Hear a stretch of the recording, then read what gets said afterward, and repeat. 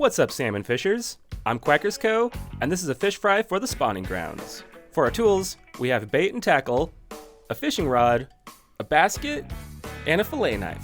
Before you get out there on the water and start fishing for that salmon, make sure that you're prepared before you go. Whether it's the bait, line, rod, or rig, you gotta make sure that everything's ready to go before you get out there. And that includes sharpening your hooks.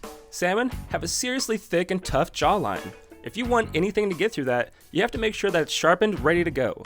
And once that hook is razor sharp, you'll find it easier to catch some of these fish.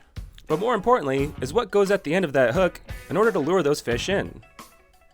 One interesting fact to keep in mind is when the salmon are swimming up to their spawning grounds, they're trying to get up there so that they can reproduce, which means they're attracted by the scents of eggs.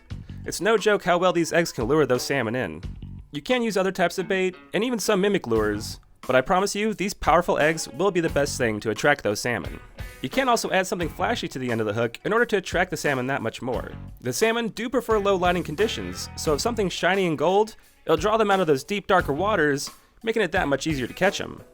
So once you put them all together, these powerful golden eggs can attract the fish and make it that much easier to catch them. Just try to make sure that you lure them out of the deep dark waters as close to the basket before you try to hook them. One really interesting fact is that color dissipates the deeper you go into the water. The very first color that will dissipate is the color red. But as long as you're using any of those brighter colors that don't have any light reflectivity, like red, yellow, or orange, they will be grayed out at those darker depths, making it hard for the fish to see the line and also allowing you to lead those salmon just that much closer. And as I said before, the salmon do prefer those low lighting conditions. So if you really want to reel in a lot of fish, you have to do it on these days that are overcast and dark. The more the lighting is closer to nighttime, you'll find that the salmon will rest closer to the surface of the water, and the larger numbers of fish that you'll be able to find in these conditions. So as much as it's nice to go fishing in those bright sunny days, try to make sure that it's overcast, dawn, or dusk, and you'll be able to find where those salmon at that much easier. And also, like I said before, the fish are swimming upstream, so if you're able to keep yourself upstream and let your bait float down to the area, you'll find it that much easier to lure the salmon in smart ways. And the last thing that you have to be really aware of whenever you're fishing is when the peak fishing times are right around high tides and low tides.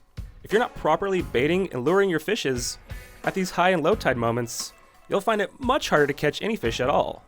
So make sure you're always getting those fish as close to the basket and make sure you bait and lure them as smart as possible. So stay patient and try not to get down there to the shoreline. Those fish want to swim upstream, so allow them to swim upstream, lure them in right to the basket, and you'll find fishing really easy at any spawning grounds. And the fish fry usually happens after the fish are caught. So make sure your fillet knife is nice and sharp, and have a delicious meal. Thank you for watching. Bye-bye.